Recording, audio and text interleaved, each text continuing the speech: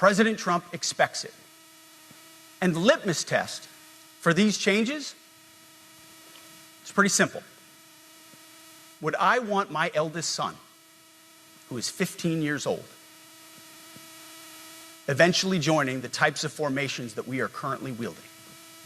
If in any way the answer to that is no, or even yes, but, then we're doing something wrong. Because my son is no more important than any other American citizen who dons the cloth of our nation. He is no more important than your son. All precious souls made in the image and likeness of God. Every parent deserves to know that their son or their daughter that joins our ranks is entering exactly the kind of unit that the Secretary of War would want his son to join. Think of it as the golden rule test. Jesus said, "Do unto others that which you would have done unto yourself." It's the ultimate simplifying test of truth. The new War Department golden rule is this: do unto your unit as you would have done unto your own child's unit. Would you want him serving with fat or unfit or undertrained troops? Or alongside people who can't meet basic standards? Or in a unit where standards were lowered so certain types of troops could make it in? In a unit where leaders were promoted for reasons other than merit, performance, and warfighting? The answer is not just no, it's hell no. This means at the War Department, first and foremost, we must restore a ruthless, dispassionate, and common sense application of standards.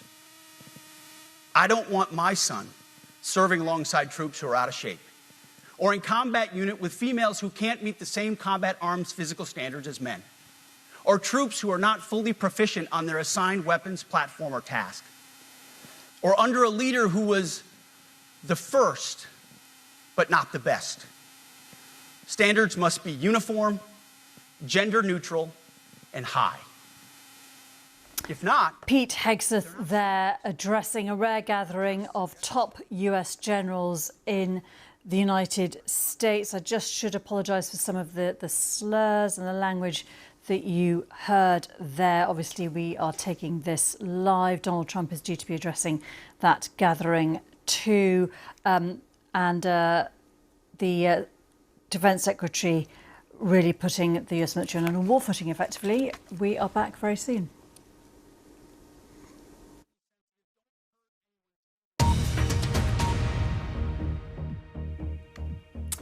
This is BBC News. I'm Geetha Gurumuthy. Let's just bring you our top stories. Arab and European leaders welcome President Trump's Gaza ceasefire proposal.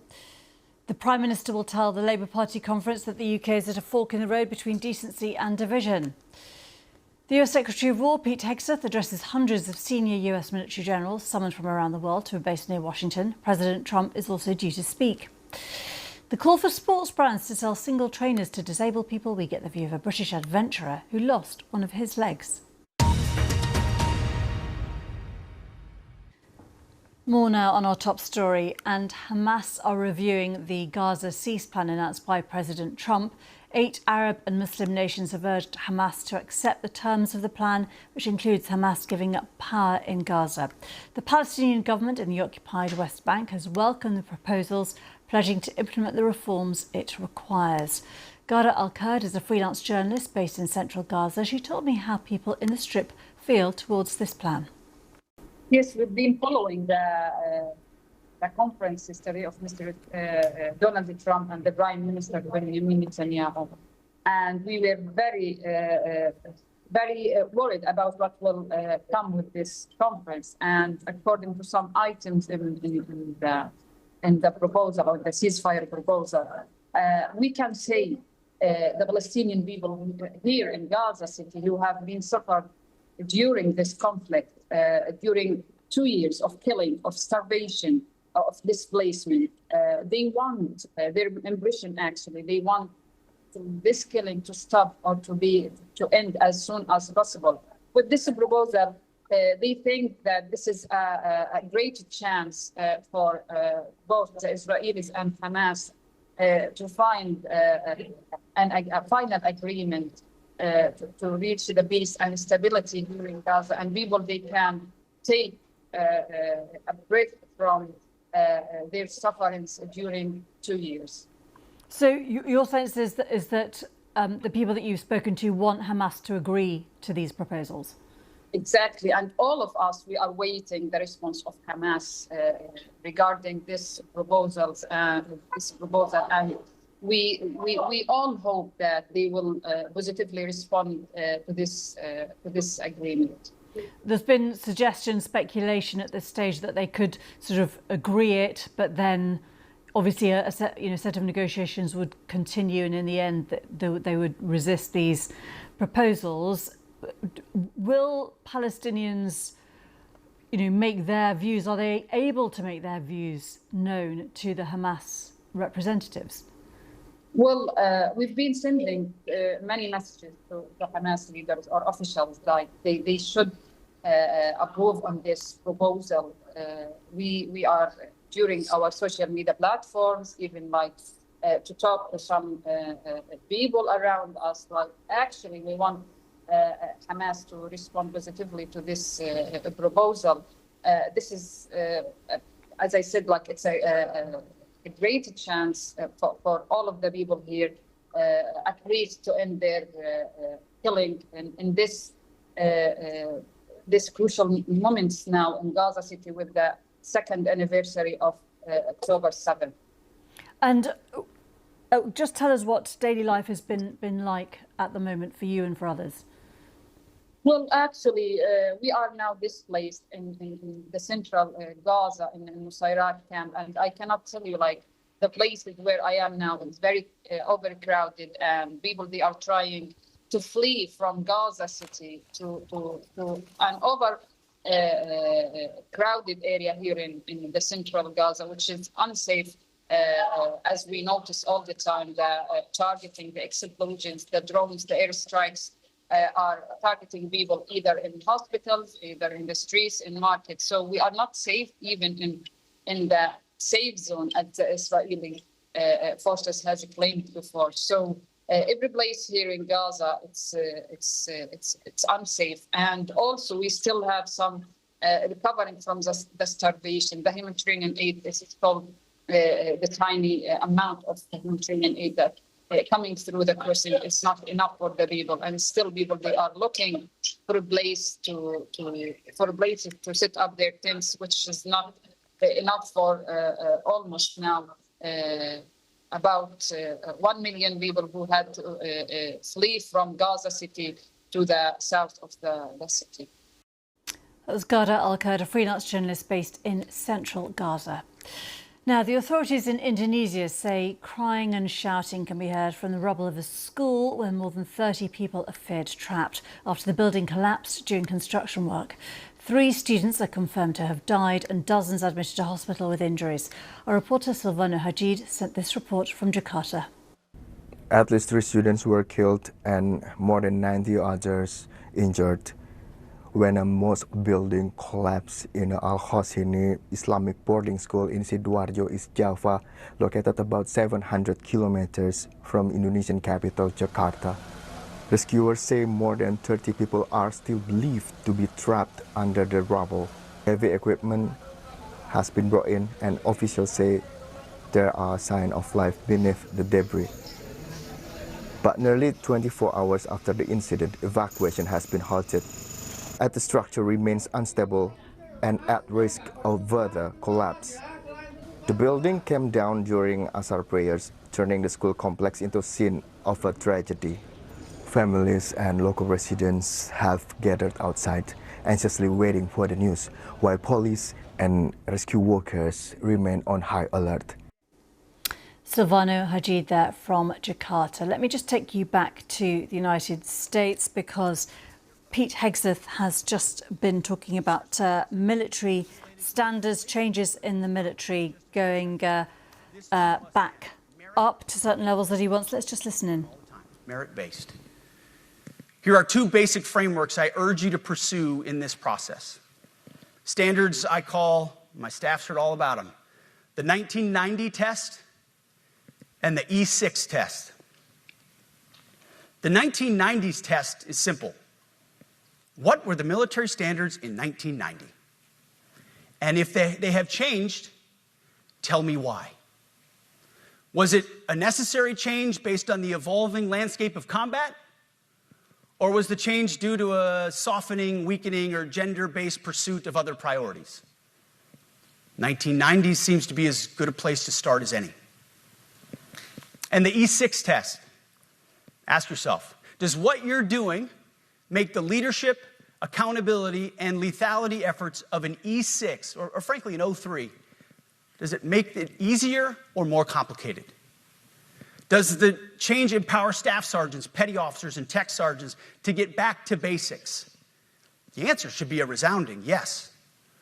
The E6 test, or O3 test, clarifies a lot, and it clarifies quickly. Because war does not care if you're a man or a woman. Neither does the enemy. Nor does the weight of your rucksack, the size of an artillery round, or the body weight of a casualty on the battlefield who must be carried.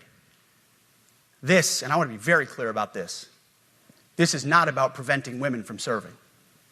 We very much value the impact of female troops. Our female officers and NCOs are the absolute best in the world. But when it comes to any job that requires physical power to perform in combat, those physical standards must be high and gender neutral. If women can make it, excellent. If not, it is what it is. If that means no women qualify for some combat jobs, so be it. That is not the intent, but it could be the result, so be it. It will also mean that weak men won't qualify because we're not playing games. This is combat. This is life or death. As we all know, this is you versus an enemy hell-bent on killing you. To be an effective, lethal fighting force, you must trust that the warrior alongside you in battle is capable, truly physically capable of doing what is necessary under fire. You know this is the only standard you would want for your kids and for your grandkids. Apply the War Department Golden Rule, the 1990 test, and the E6 test, and it's really hard to go wrong. Third, we are attacking and ending the walking on eggshells and zero defect command culture. A risk-averse culture means officers execute not to lose instead of to win. A risk-averse culture means NCOs are not empowered to enforce standards. Commanders and NCOs don't take necessary risks or make tough adjustments for fear of rocking the boat or making mistakes. A blemish-free record is what peacetime leaders covet the most, which is the worst of all incentives. We, as senior leaders, need to end the poisonous culture of risk aversion and empower our NCOs at all levels to enforce standards. Truth be told, for the most part, we don't need new standards. We just need to reestablish a culture where enforcing standards is possible. And that's why today, at my direction, I'm issuing new policies that will overhaul the IG, EO, and MEO processes. I call it the No More Walking on Eggshells policy. We are liberating commanders and NCOs. We are liberating you. We are overhauling an inspector general process, the IG, that has been weaponized, putting complainers, ideologues, and poor performers in the driver's seat. We're doing the same with the equal opportunity and military equal opportunity policies, the EO and MEO at our department. No more frivolous complaints, no more anonymous complaints, no more repeat complainants, no more smearing reputations, no more endless waiting, no more legal limbo, no more sidetracking careers, no more walking on eggshells. Of course, being a racist has been illegal in our formation since 1948. The same goes for sexual harassment. Both are wrong and illegal. Those kinds of infractions will be ruthlessly enforced. But telling someone to shave or get a haircut or to get in shape or to fix their uniform or to show up on time or to work hard, that's exactly the kind of discrimination we want. We are not civilians. You are not civilians. You are set apart for a distinct purpose. So we, as a department, need to stop acting and thinking like civilians and get back to basics and put the power back in the hands of commanders and NCOs. Commanders and NCOs who make life and death decisions. Commanders and NCOs who enforce standards and ensure readiness. Commanders and NCOs who, in this War Department, have to look in the mirror and have to pass the golden rule test. My kids, your kids, America's sons and daughters. So I urge you all here today and those watching, take this guidance and run with it. The core of this speech is the 10 directives we're announcing today. They were written for you, for Army leadership, for Navy leadership, for Marine Corps leadership, for Air Force leadership, Space Force leadership. These directives are designed to take the monkey off your back and put you, the leadership, back in the driver's seat. Move out with urgency because we have your back. I have your back. And the Commander-in-Chief has your back. And when we give you this guidance, we know mistakes will be made. It's the nature of leadership. But you should not pay for earnest mistakes for your entire career. And that's why today, at my direction, we're making changes to the retention of adverse information on personnel records that will allow leaders with forgivable, earnest, or minor infractions to not be encumbered by those infractions in perpetuity. People make honest mistakes, and our mistakes should not define an entire career. Otherwise, we only try not to make mistakes, and that's not the business we're in. We need risk takers and aggressive leaders and a culture that supports you. Fourth, at the War Department, promotions across the Joint Force will be based on one thing: merit. Colorblind, gender-neutral, merit-based. The entire promotion process, including evaluations of warfighting capabilities, is being thoroughly re-examined. We've already done a lot in this area, but more changes are coming soon. We'll promote top-performing officers and NCOs faster and get rid of poor performers more quickly. Evaluations, education, and field exercises will become real evaluations, not box checks, for every one of us at every level. These same reforms happened before World War II as well. General George Marshall and Secretary of War Henry Stimson did the same thing. And we won a world war because of it. As it happens, when he started the job, Chairman Kane gave me a frame and a photo to hang in my office. A matching frame and photo hangs in his.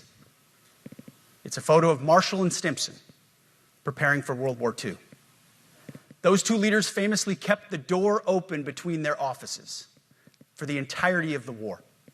They worked together, civilian and uniform, every single day. Chairman Kane and I do the same. There is no daylight between us. Our doors are always open. Our job together is to ensure our military is led by the very best, ready to answer the nation's call. Fifth, as you have seen, and the media has obsessed over, I have fired a number of senior officers since taking over. The previous chairman, other members of the Joint Chiefs, combatant commanders, and other commanders. The rationale for me has been straightforward.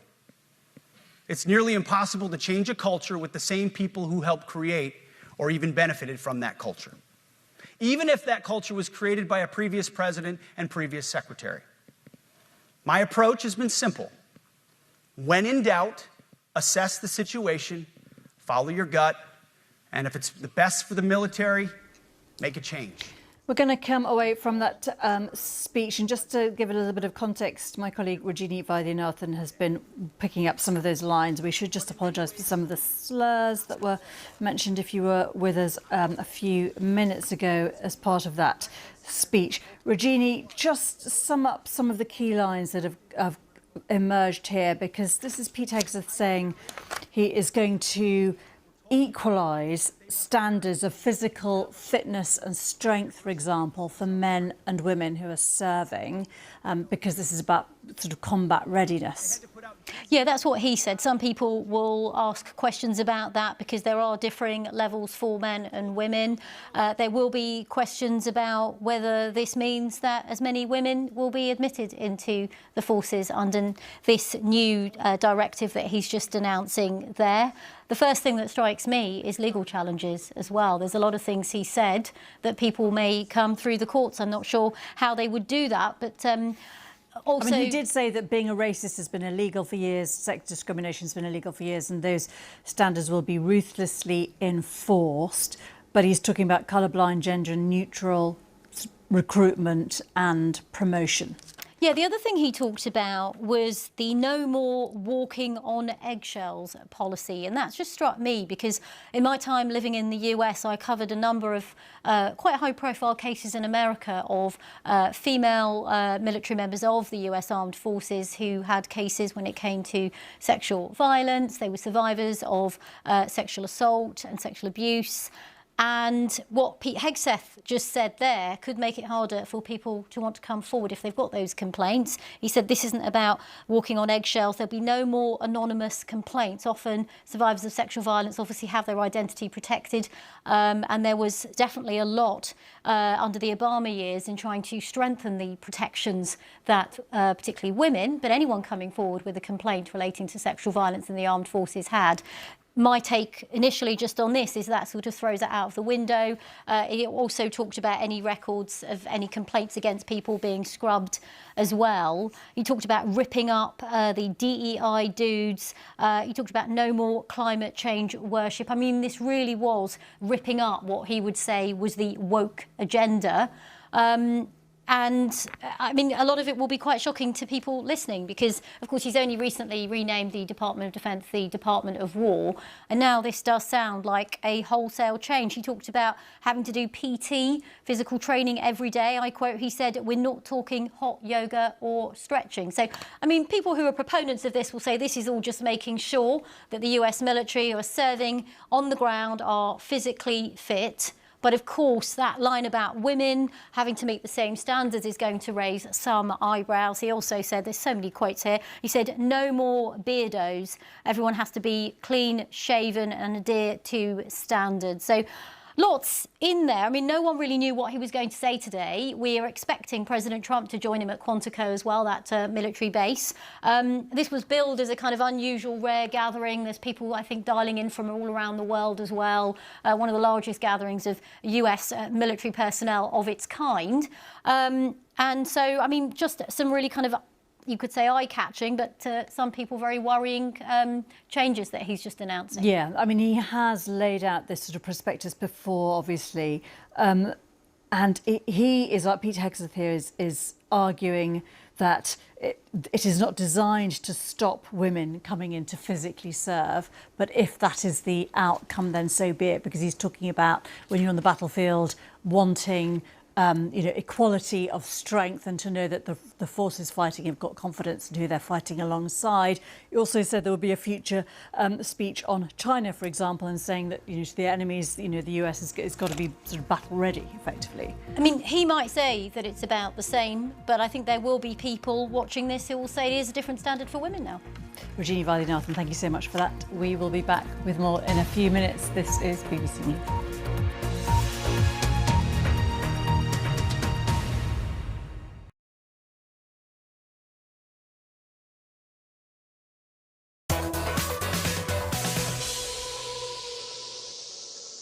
I'm in the heart of ancient Rome and you can see the layers of history all around. This place used to be too fragile to have a metro line, so getting around has always been a bit tricky. But now the Romans have found a way to move forward without disturbing the past. Ciao. Ciao. I'm here to meet Andrea Sciotti, the chief engineer behind Rome's boldest infrastructure project in decades, the creation of its third metro line. Qui siamo nel cantiere della stazione Venezia, della linea C della metropolitana di Roma.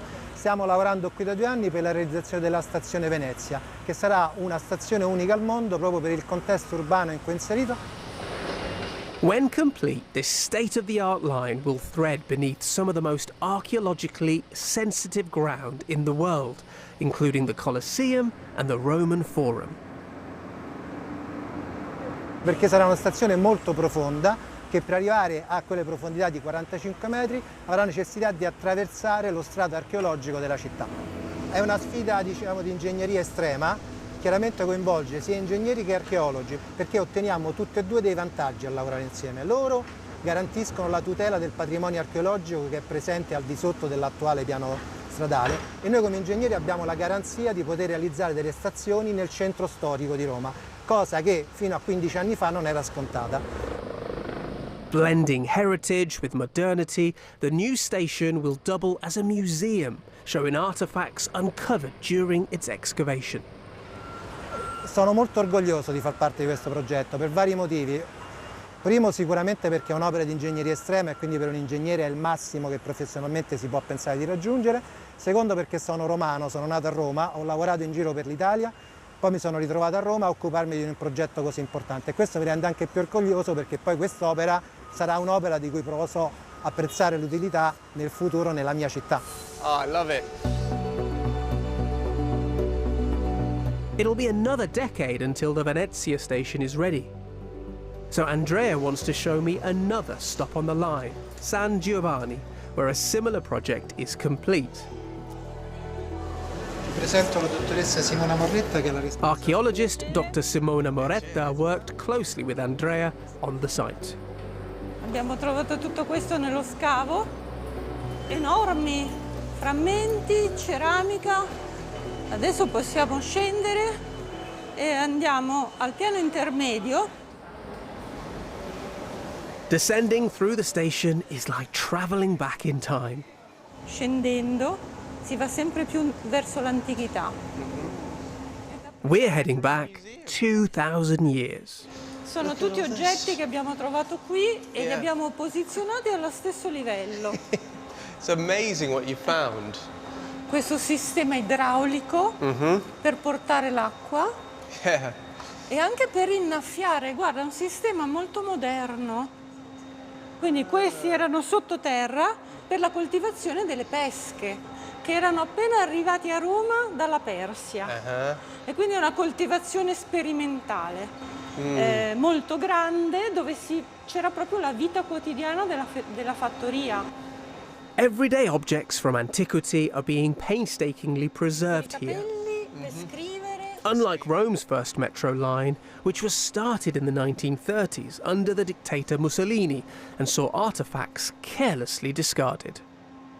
How important was it for you to be able to work with engineers to ensure that this was all protected? Allora, te lo dico sinceramente, all'inizio gli ingegneri disperati, poi si sono appassionati a quello che stavamo trovando di archeologia e ci hanno invece proprio aiutato. It's amazing that it's just here in a train station. But it's bringing ancient Rome with modern and future Rome, this place. Sì, noi vediamo proprio questo, vediamo come il mondo moderno si abbraccia al mondo antico, no? Oh, Lo yes, I like that, abbraccia. abbraccia. Yes. The Travel Show, your essential guide wherever you're heading.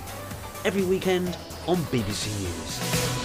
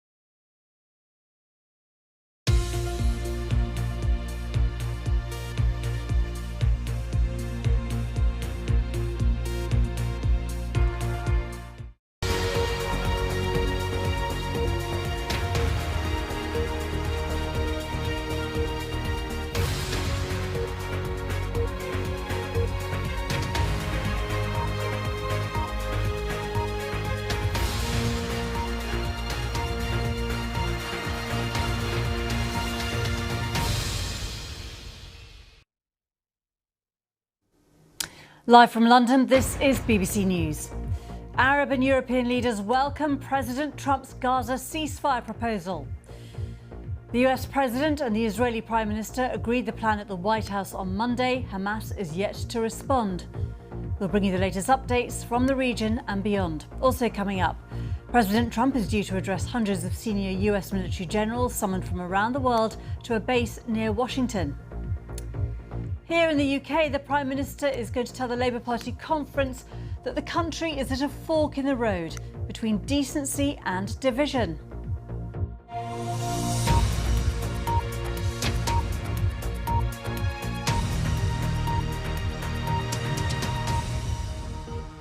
Hello, I'm Geetha Gurumuthy. Welcome to BBC News. Donald Trump says he gives Hamas 3 or 4 days to accept the Gaza peace deal. 8 Arab and Muslim nations have urged Hamas to accept the terms of the plan, which includes Hamas giving up power in Gaza. Hamas is said to be reviewing the plan, which was announced by President Trump and is backed by Israel. Here's some of what President Trump has had to say in the last few minutes. Hamas, how long do you plan to give Hamas to respond to the ceasefire proposal you put out? We're going to do about 3 or 4 days. We'll see how it is. All of the Arab countries are signed up. The Muslim countries are all signed up. Israel's all signed up. We're just waiting for Hamas. And Hamas is either going to be doing it or not. And if it's not, it's going to be a very sad end. Do you have a deadline, Mr. President? Is there room to negotiate, or is this a take it or leave it deal? Is there room to negotiate with Hamas, or is this a take it or leave it deal? You know, with Hamas, we want very simple. We want the hostages back immediately. And we want some good behavior. And, you know, it's pretty simple. You don't get simpler. Think of it. We've signed every country in the Middle East. This was like an impossible thing. It's never been done before. This is more than Gaza. Gaza was big stuff. But Gaza is a piece of it. And if they reject the deal, you said that Israel has your backing to do whatever they need to do. What do you envision that Let them go and do what they have to do. They can do it pretty easily. I would let them go and do what they have to do. You know, we've killed about 25,000 Hamas. So certainly they paid a big price for October 7th. And this is a whole new group. You know, they come in and they come in and they keep coming. But this is a whole different group. And their leadership has been killed 3 different times. So they paid a big price. We hope that they're going to have a nice, calm life. Maybe it won't happen, but if it does, it'll be one of the greatest things ever to happen. We'll have actual peace in the Middle East. President Trump speaking in the last few minutes, and we are joined now by Will Grant, our North America correspondent. Will, just tell us a little bit more, if you can, about what President Trump has been saying. And obviously it is a really important moment, isn't it, to see what the Hamas response will now be. Yeah, absolutely. I mean, I think we have to see this in the context of the talks that are due later today between Qatar, Turkey and Hamas. And this is clearly President Trump heaping pressure on Hamas to accept this deal. It's already, as it were, riven in to this, the sort of terms of the proposal that if Hamas don't accept what's on the table, then Benjamin Netanyahu and Israel have the full green light from President Trump and the Trump administration to carry on as they were, which would mean the continued bombardment and airstrikes of Gaza City that we've seen in recent days. But it was interesting, wasn't it, to see him say that he's going to give 3 or 4 days to the Hamas leadership to accept this deal. As I say, sort of loading the pressure on ahead of any response from the Hamas leadership. And do we know what levers are now being put on Hamas? Because countries like Qatar have funded them, they host the leaders. You know, other countries have had historically very strong links with Hamas, but of course it's been massively weakened by the Israeli military action. It has, and I think that is the key point, isn't it? That the sort of reality on the ground is to such a position. I mean, President Trump talking there about 25,000 fighters having been killed for Hamas. Obviously, those figures hard to properly verify and independently stand up. but it is weakened. It is hugely weakened by this conflict. And when it sees that traditional sort of allies and the Arab and Muslim nations that are working as mediators and negotiators in this conflict are coming out and supporting the deal that is on the table by the Trump administration, you get the sense, don't you, of them being pushed into the corner, backed into the corner to accept this deal, in the sense that there might not be another one, and that this is the best opportunity for any kind of lasting peace that they're likely to see on the table from the Trump administration, at least at this stage. We saw Benjamin Netanyahu in the White House, and yet obviously the strike on Qatar was difficult and controversial for the US. We saw that apology being announced from Israel to the Qataris. Donald Trump does have to balance a number of different allies, doesn't he, here? Yeah, absolutely he does. He's trying to obviously maintain the strength of the relationship with the Gulf states, with Qatar. He mentioned Saudi Arabia, which is obviously a very, very important, traditionally important ally to Washington, not just to him personally. He went through this long list, didn't he, as he was making the speech, the announcement, sort of reeling off names of people who've been involved in Egypt and so on, and how he's become close to these nations. So, yeah, he is balancing that with, of course, the traditional strength of the relationship with Tel Aviv and with Mr. Netanyahu personally. That's not an easy balancing act. You get the sense that there are domestic political calculations being made in all this too, that here in the United States, opposition to the conflict, frustration with Israel is growing, even within the Republican base, even within his MAGA base, it has to be said. So he is juggling all these different things to an extent, or certainly his diplomatic team are. We'll have to see how successful it all is, because we've heard a lot of bombast, a lot of sort of optimism and hyperbole about how it's going to create sort of eternal peace in the Middle East. There's still a very, very long way to go before the details of this deal are accepted by Hamas and are in any way put into action on the ground. And there are some contradictory messages that we've heard even in the last 24 hours, with Benjamin Netanyahu saying that the plan does not mean Palestinian statehood, even though a path towards that is obviously outlined in the document that's been published. Yeah, I agree. I think that really is the crux of this. You're going to see, I think we're going to see contradictory statements coming from both sides on this. That's an important one that you've pointed out there from Mr. Netanyahu. Obviously with an eye towards his base and towards maintaining his coalition back in Israel. But the truth of the matter is we could find a situation where there's a certain degree of lip service or ostensibly accepting the rules of this deal or the terms of this proposal, but then the actions on the ground give a very, very different story. When we continue to see the bombardment of Gaza, when we continue to see the tens of thousands of Palestinian people who've been killed, so many thousands of them children. Will Grant, thanks very much indeed.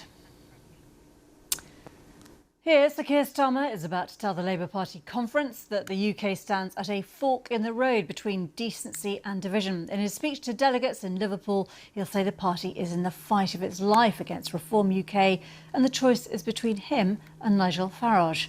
Well, our political correspondent Rob Watson is in Liverpool for us, and Keir Starmer about to take to the stage. It's always a very big moment in the political calendar, Rob, the party leader speech, because it sets the direction for the year ahead. But Keir Starmer's been under a huge amount of pressure because they are so behind in the polls to reform. I think you've set it up very nicely there.